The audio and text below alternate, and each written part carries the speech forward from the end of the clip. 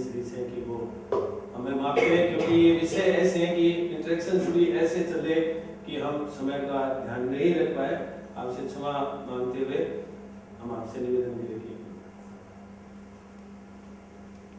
आज का यह वर्कशॉप मैंने देखा और अक्षय जी 2 दिन पहले संपर्क में आए थे और ये संपर्क में आए आचार्य महाप्रज्ञ जी के कारण। और मैं आपको शॉर्ट में ही आचार्य महाप्रज्ञ कैसे बने इस बारे में, आचार्य महाप्रज्ञ का जब आप नाम सुनते हैं या उनके बारे में अगर थोड़ा बहुत से सुनते हैं या किसी अन्य स्रोत से सुनते हैं तो आपको लगता होगा कि बड़े उन्होंने बहुत डिग्रीज ली होगी, बड़े विश्वविद्यालय में पढ़े होंगे या बहुत कुछ ऐसा किया होगा। लेकिन आपको पता होना चाहिए कि आचार्य महाप्रज्ञ जी झुंझुनू जिले के टंकोर नाम के छोटे से गांव में जन्म हुए एक बिल्कुल ही अबोध बालक थे। उनको ABCD भी नहीं आती थी। इस कंडीशन के एक ग्रामीण बालक थे। उन्होंने 10 वर्ष की एज में संन्यास लिया और 90 साल की उनकी एज थी, उनका जीवन था 90 वर्ष का। 80 वर्ष उन्होंने जो लाइफस्टाइल जी, जो उन्होंने ज्ञान प्राप्त किया, वो उन्होंने किया तुलसी महाविद्यालय में, तुलसी विश्वविद्यालय में। पूना की बात है कि उस समय वे मुनि अवस्था में थे और काफी विद्वान थे। संस्कृत में वे आशु कविता करते थे। संस्कृत में आशु कविता करने का अर्थ आप समझते हैं? संस्कृत में जो श्लोक बनते हैं वो तुरंत बनाना, जैसे कि मैं खड़ा हूं और आपने टॉपिक दिया और मैंने श्लोक बना दिया तुरंत, और वो भी जो लय में बताए सामने वाले उसी लय में बनाना, उसको कहते हैं संस्कृत में आशु कविता। तो वो संस्कृत में आशु कविता करते थे और विद्वान उनसे बहुत प्रभावित हुए थे। तो वो रास्ते में साथ में चल रहे थे, विद्वान लोग भी साथ में चल रहे थे। तो विद्वान ने पूछा कि आपने पढ़ाई कहाँ से की है? बोले तुलसी विश्वविद्यालय में। विद्वान ने दिमाग में जोर लगाया कि तुलसी विश्वविद्यालय का नाम सुना नहीं होंगे, तो बोले ये विश्वविद्यालय कहाँ होगा कि वो सामने चल रहा है। आचार्य तुलसी जो उनके गुरु थे, उनके पास भी उन्होंने सारा अध्ययन किया था और उनके जीवन के जो 2 सूत्र थे, जिन सूत्रों ने उनको अपने जीवन में आगे बढ़ाया, मैं वो 2 सूत्र बताना चाहूंगा। उनका पहला सूत्र था कि मुझे हमेशा सकारात्मक चिंतन करना है, कभी भी किसी का अहित चिंतन नहीं करना। उन्होंने एग्जाम्पल दिया है कि मैं कभी भी यह नहीं सोचता था कि मुझे किसी पीछे छोड़ना है, मैं हमेशा यह सोचता था मुझे किससे आगे बढ़ना है। और दूसरी जो चीज थी वो उनकी ये थी, उनका संकल्प ये था कि मुझे अपने गुरु आचार्य तुलसी की कहे अनुसार हमेशा हर कार्य करना है। कभी यह उनको न लगे कि मैंने इसको यह कहा और इसने ऐसा रिजल्ट मुझे नहीं दिया। ये 2 सूत्र उनके जीवन में थे जिन्होंने उनको नथमल से महाप्रज्ञ बनाया। उनका मूल नाम नथमल था और फिर वो महाप्रज्ञ बने। यह जो उनकी जीवन का विकास का क्रम था वो इन 2 सूत्रों पर आधारित था। मैं अधिक नहीं कहता हुआ आज की वर्कशॉप के बारे में मैं कहना चाहूंगा कि काफी अच्छा लगा सुनकर के। और एक सुझाव मुझे आ रहा है दिमाग में कि आप स्टूडेंट के लिए इतना कुछ कर रहे हैं, बहुत अच्छी बात है। अगर पेरेंट्स के लिए भी इस तरह का एक मोटिवेशनल सेमिनार टाइप का आप रख सकें तो शायद ज्यादा बेटर होगा। इनके लिए पेरेंट्स को तैयार करना इजी हो जाएगा। तो इनके साथ पेरेंट्स को बिठाएं या फिर अलग उनका करें? पहले अगर अलग हो फिर साथ में तो ज्यादा बेटर है। पहले अलग करें। इस बारे में हम डिस्कशन भी डिस्कशन अपन करेंगे ताकि आपको समय हो गया। बहुत बहुत धन्यवाद। आप सभी खड़े होंगे। बहुत बहुत धन्यवाद। हाँ बिल्कुल जाएगा, कोशिश करता हूँ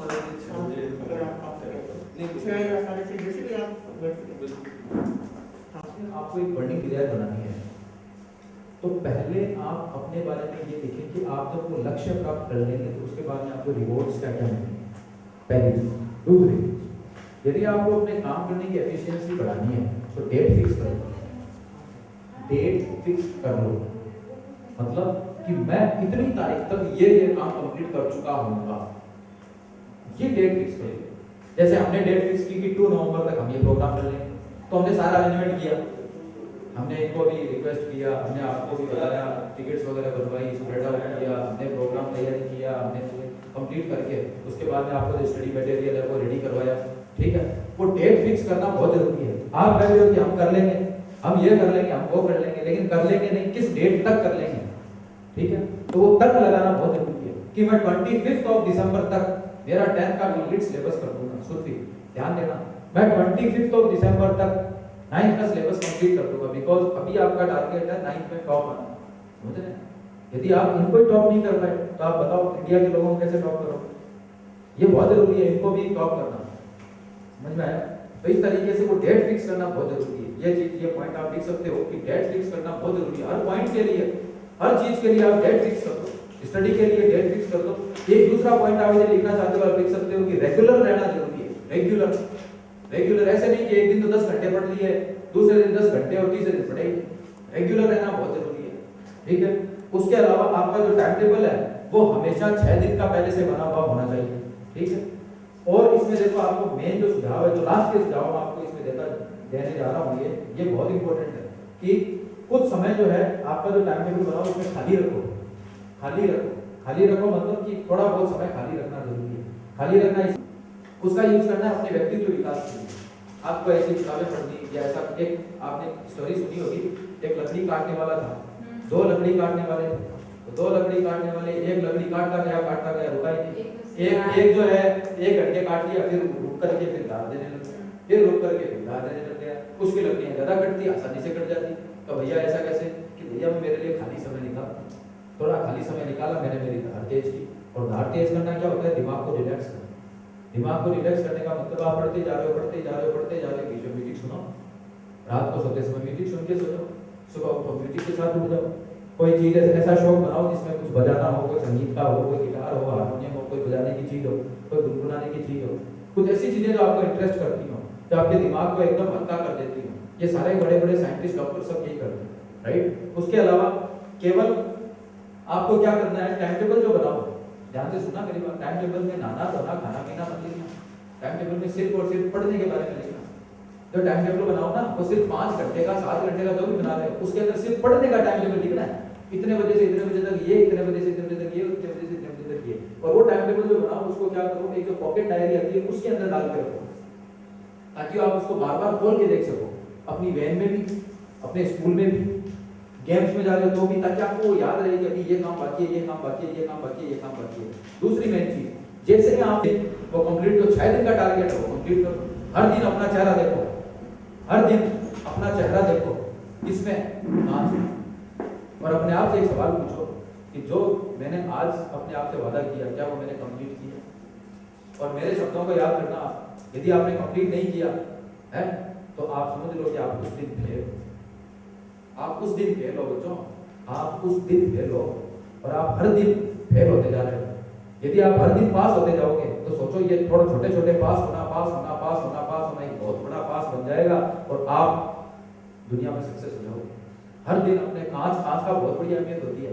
जब आप कांच के सामने जाओ तो एक सवाल अपने आप से पूछना कि मैंने जो मेरी डायरी में लिखा है क्या मैं उसको आज कंप्लीट कर रहा हूँ या नहीं कर रहा। कैसे सोच सकता है तू, कैसे सोच सकता है, मेरे को ये जवाब दे। फिर तू कौन सी सफलता की बात कर रहा है, किस सफलता की बात कर रहा है। सफल भी होना चाह रहा है, काम भी नहीं करना चाह रहा है, छोड़ ये सारा नाटक। और तू ऐसा कर, तू जैसा जिंदगी जी रहा है वैसे कीड़े मकोड़े की जिंदगी जी ले। तुझे नहीं जीनी अच्छी जिंदगी, तुझे कोई हक नहीं है जीने का, ठीक है। उस कांच को तोड़ दो, क्योंकि आप उस दिन फेल हो गए। मेरे को गुस्सा आया था, मैं आई वाज इन कॉलेज, तो मैंने उस कांच में देख करके मैंने पता नहीं मैंने क्यों नहीं ऐसा लगा मेरे को। उन दिनों में मैं अपने आप को थोड़ा सा क्या डिमोटिवेट फील कर रहा था। तो मैं क्या है कि अपने आप से पूछा मैंने कि वाकई में जो मेरी जिम्मेदारी है क्या मैं उसको पूरी कर रहा हूँ। तो अंदर से आवाज आई कि नहीं कर रहा यार, वाकई में तो गलत कर रहा है। ऐसे आपके साथ में आएगी, आप अपना टाइम वेस्ट किसी अलग चीजों में कर रहे हो। अपने आप से पूछना कि वाकई में जो सफलता के नियम है, जो नियम हमें प्रोग्राम में बताए गए, जो नियम हमें पता है, क्या हम उनको फॉलो कर रहे हैं या नहीं कर रहे। अरे यार क्या इंसान है हम तो मूर्ख आदमी है जो इस दुनिया के साथ चलते हैं। उस समय मैंने मेरे हाथ से जो है कांच को फोड़ा, मेरे हाथ में 2 महीने तक अंदर कांच चले गए। इतना भयंकर गुस्सा। तो कई बार हमारा जो गुस्सा होता है ना वो हमें आगे बढ़ा देता है, बशर्ते कि हम किसी से ईर्ष्या ना करें तो, ठीक है। उस गुस्से का प्रयोग है ना घर पे मत करो, अपने आप पे करो। वो गुस्सा आपको प्रोग्रेस दिलवा देगा। अपने आप पे गुस्सा करो कि आप खुद सक्सेस नहीं होना चाहते, आप खुद उसके लिए तैयार नहीं हो, तो आप ये किसको दोष दे रहे हैं, बिना मतलब दोष देना छोड़ो। तो ये चीजें आपको करनी बहुत जरूरी है। एक यदि कोई चूक हो गई आपसे, कोई आपने काम नहीं किया, तो उसके लिए खुद को कहोगे कि इसके लिए मैं रिस्पॉन्सिबल हूँ, मैं जिम्मेदार हूँ। मैथ्स में यदि 10 में से 8 मार्क्स आए तो ऐसे मत कहो कि सर उस टीचर ने मेरे 2 नंबर ऐसे उस गलती से काटे। ऐसे बोलो कि इसके लिए मैं जिम्मेदार हूँ, आई एम रिस्पॉन्सिबल फॉर दैट। हो सकता है कि आपने उस टीचर के साथ गलत व्यवहार किया, उसने काट दिया, उसके व्यवहार को सुधारो क्या करके, चाहे उस टीचर को आप कैसे करो, कन्विंस करो, लेकिन करना जरूरी है।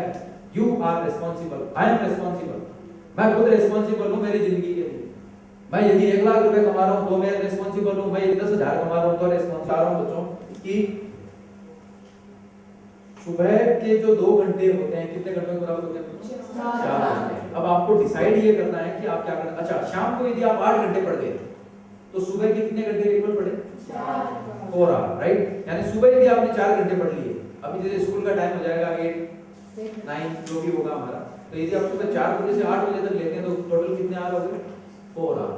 आपको कहीं जाने की जरूरत नहीं, उसके बाद तो आप फ्री। तो आपका जो टारगेट था वो टारगेट तो सुबह के 4 घंटे में कंप्लीट। उसके बाद में आप एंजॉय कर रहे हैं, खुश हो रहे हैं, बच्चे कह रहे हैं तू हंस रहा है, टेस्ट है, तो कोई बात नहीं है, मैं तो है तेरी सुबह करी की भी है, अभी कर लिया, कोई दिक्कत नहीं। 4 बजे से लेकर के 8 बजे तक कंप्लीट काम है। 5 6 7 8 4 आवर हो गए, बस मिलो जी। तो कंसंट्रेशन सीधा वहां पर है, राइट। उसके अलावा बच्चों की कुछ समय जो है ना आप अपने परिवार के साथ बिताओ, है ना। जैसे कुछ समय निकालो, परिवार के साथ बैठो, जो नए लोग आ रहे हैं, कोई बुआजी आ रहे हैं, कोई और आ रहे हैं, उनके साथ बैठो, उनके साथ बातचीत करो, उससे आपकी जो सेल्स होती है, जो दिमाग होता है वो एकदम थोड़ा रिलैक्स है ना। कुछ जो टाइम अपने फ्रेंड्स के साथ बिताओ, जैसे कि मैंने कहा, तो फ्रेंड्स है वो भी लिमिटेशन में रहो, उनके साथ चाहे घर जाके आप बिताओ, उनको आप चाहे घर बुला लो, लेकिन स्कूल के अंदर गपबाजी करने में मत बिताओ। उनके साथ बिताने का मतलब क्या पता है? अपनी डिस्कस करो कि यार हमारा जो एग्जाम आ रहा है वो ये है और इसके अंदर ये इतना सिलेबस है, इसको हमने इतना तो कंप्लीट कर दिया, ये पोर्शन यदि कंप्लीट करें तो कितना टाइम लगेगा। तो फ्रेंड भी आप वैसे ही बनाओ जो आपके मेंटल लेवल के हो, लो मेंटल लेवल के फ्रेंड मत बनाओ, वो आपको लो मेंटलिटी पे ले आए, ठीक है। या फिर आपसे ऊंचे लेवल का हो उसको बनाओ ताकि वो आपको ऊंचे लेवल पे ले जाएगा।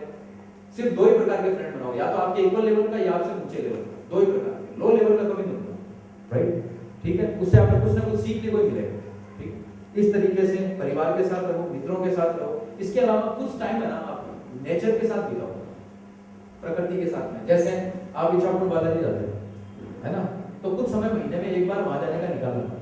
मैं वहां इच्छापुर बालाजी की बात नहीं कर रहा हूँ, क्योंकि मैं बात कर रहा हूँ वहां की गार्डन की। उस गार्डन में घूमो, वहां की जो ग्रीनरी ग्रास है वहां पर घूमो, वहां पर थोड़ा ऐसे आनंद मिलता है। या फिर हो सकता है कि कई बच्चों के आसपास में कोई गार्डन हो सकता है, गार्डन सदाशय है नहीं, राइट। तो हमें नेचर के साथ समय बिताना चाहिए। नेचर के साथ में सुबह का समय नेचर का होता है, शाम का समय नेचर का होता है, आप उसमें घूमो। आपके वहां होंगे गार्डन स्कूल के अंदर, हाँ, तो कंप्लीट है। तो नेचर के साथ में आपको बिताना जरूरी है, ये बहुत ज्यादा जरूरी है, बहुत ज्यादा जरूरी है, वरना आपको लोग कहेंगे ये तो पढ़ाकू है, राइट। एक जो है आपको क्या करना है कि म्यूजिक जो है वो बहुत जरूरी है। म्यूजिक से कहते हैं कि संगीत से भगवान को पाया जा सकता है। तो संगीत से आप अपनी मेमोरी बढ़ा सकते हो, संगीत से, है ना। मैं बच्चों में पढ़ता हूँ, मेरे पास म्यूजिक है, मेरा भाई मेरे को कहता है कि ये क्या चला रखा है, हमारे को समझ में नहीं आता, क्योंकि उसमें कोई बॉल ही नहीं होता, उसमें कोई बॉल नहीं होता है, उसमें सिर्फ एक डीप म्यूजिक चलता है। वो डीप म्यूजिक मेरे को स्टडी के अंदर लेके चला जाता है, मेरे को पता नहीं होता कितने पेज पढ़ गए, बहुत जबरदस्त होता है। आप कभी मेरे से लें तो आपको दे सकता हूँ, मेरे पास वो डीप म्यूजिक है। वो डीप म्यूजिक आप बैकग्राउंड में चला लो और आप पढ़ना शुरू कर दो, आप इतना ज्यादा डीप चले जाओ कि आपको पता नहीं लगेगा कि यार 3.5 घंटे हो गए। मेरे ये जो पैंट होती है बैठे बैठे ये नीचे से गिरी होती है, ये देखो पसीने पसीने से हो जाते हैं फुल, जब चेयर से ऊपर उठता ये हालत हो जाती है एकदम जबरदस्त। मेरे को ये नहीं पता होता कि मैंने पानी पिया नहीं, कई गाने आ रहे हैं, वो उनके वर्डिंग अच्छे हैं, उनकी म्यूजिक अच्छा है, बट वर्डिंग थोड़े से कई बार क्या होते हैं, कुछ गानों की बेकार होती है, तो डिमोटिवेशन पे ले जाते हैं, निराश करते हैं, है ना। जैसे मान लो कोई मेरा दिल टूटा या दिल समंदर या तू मुझसे रूठा और जिंदगी कैसे जिए और जिंदगी तन्हा हो गई, हम तो मर गए, हम तो जी गए, लाइक दैट वन, इस तरीके से गाने आते हैं, राइट। तो ये इस तरीके के गाने हैं कि आपको क्या करेंगे कि थोड़ा सा डिमोटिवेशन लेवल पे लेके आएंगे, राइट। तो ऐसे गाने नहीं सुने आप, मोटिवेशनल गाने सुने बार बार, ठीक है। उसके अलावा बच्चों एक मोबाइल है उससे आप दूर रहें, ये फाइनल बात है, राइट। और घर में जो टीवी है, टीवी के बारे में ये देखो, ये बैठी है बच्ची, इसने क्या किया, अपने घर का जो टीवी का तार है उसको ही काट दिया। क्या मैं सही कर? एक वक्त था जब ये टीवी देखा करती थी, इसके घर से 1 साल तक इसके घर वालों ने भी उस टीवी को वापस से ज्वाइंट नहीं कराया, वायर को नहीं जुड़वाया। इसकी मम्मी का फोन आया, शायद हाँ वो तो देखती थी टीवी, वो तो उसने तो तार ही काट दिया। मैंने कहा तार क्या, वो कहीं टीवी ना हो, इस बात का ध्यान रखना। क्यों? क्योंकि अब वो अवेयर हो चुकी है कि टीवी का मेरी जिंदगी में क्या रोल। बताओ, इतनी सारी डिस्कस की सफलता की, कोई टीवी का रोल आया सफलता में? डिस्कस कहीं आई? टीवी आई? मोबाइल कहीं आया? कहीं नहीं आया बच्चों। ये बिना मतलब के डिस्ट्रैक्शंस जो हमारी सोसाइटी ने क्रिएट कर रखे हैं, सोसाइटी ने नहीं, कंपनियों ने, ताकि हम उनके प्रोडक्ट खरीदें और उनको पैसा दें। हमारी जिंदगी खराब हो, खराब नहीं होती, इनसे बहुत अच्छी होती है। तुम्हारे लिए जरूरी नहीं है ये, बस हमारे लिए ये जरूरी है क्योंकि आज हम हमारा बिजनेस कर रहे हैं, कुछ कर रहे हैं, हमारे को स्प्रेड करने के लिए जरूरी है। कल तो तुम्हें भी इसकी जरूरत पड़ेगी, नीड होगी।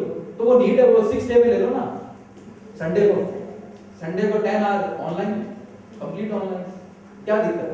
फोन पे बात कर रहे हो, उसको कह दो कि भैया sorry, I am so sorry, मैं आपसे इससे बात नहीं करूँ, संडे को बात करेगा ऑनलाइन, कंप्लीट ऑनलाइन। अभी व्हाट्सएप ऑनलाइन को कर रहा है, वीडियो दे रहा है, व्हाट्सएप है ना, व्हाट्सएप आपको हाँ दे दिया उसने, है ना। तो वो क्या कर रहा है कि आप वीडियो कॉलिंग भी कर सकते हो। अभी अपडेट करना नया वर्जन, उस पे ऐसा सिस्टम आ रहा है कि आप वीडियो कॉलिंग भी कर सकते हो। तो वो कब करोगे?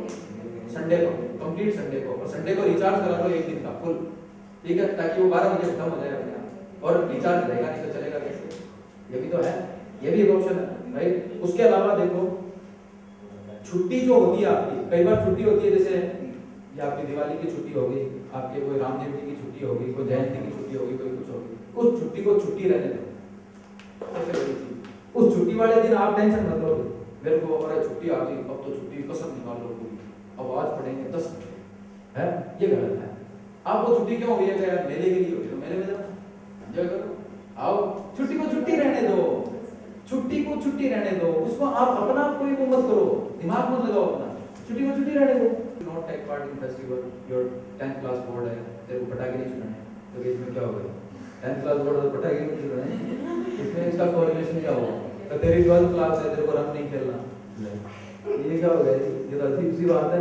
ऐसा कुछ नहीं है, you have to take part festivals also, right. आपको फेस्टिवल के अंदर भी आपको क्या करना है कि कंप्लीट पार्ट को और अच्छा पार्ट करो, ताकि आपका दिमाग का वो एकदम क्या हो जाएगा, रिलैक्स रहेगा, फ्रेश हो जाएगा। एक मैं भी पहले कहता था कि शादी और बर्थडे पार्टी में जाना, ये करना, ये टाइम वेस्टेज है। हालांकि ये टाइम वेस्टेज है, लेकिन एक तरफ से नहीं भी है।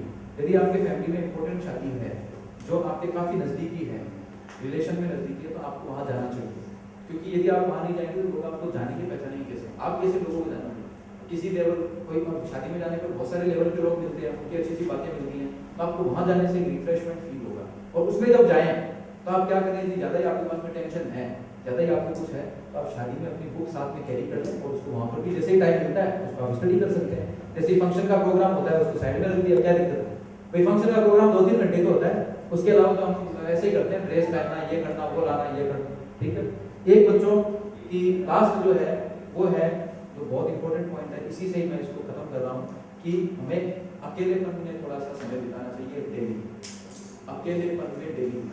क्या आप अकेलेपन में कभी अपने आप से बात करते हो? नहीं करते।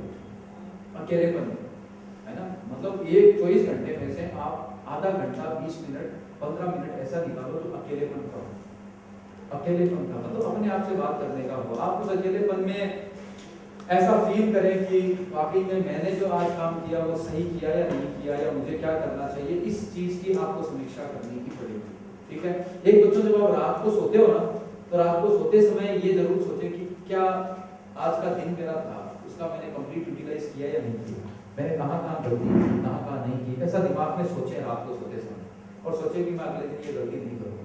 ये बहुत जरूरी है। और जब आप अकेलेपन में रहें तो आप एक मेडिटेशन प्रोसेस करेंगे। मैं वही मेडिटेशन प्रोसेस अभी करवाऊंगा आपको 5 और 10 के लिए मिनट के लिए, उसके बाद में हमारे प्रोग्राम को वाइंड अप करेंगे, क्लोज करेंगे, ठीक है। वो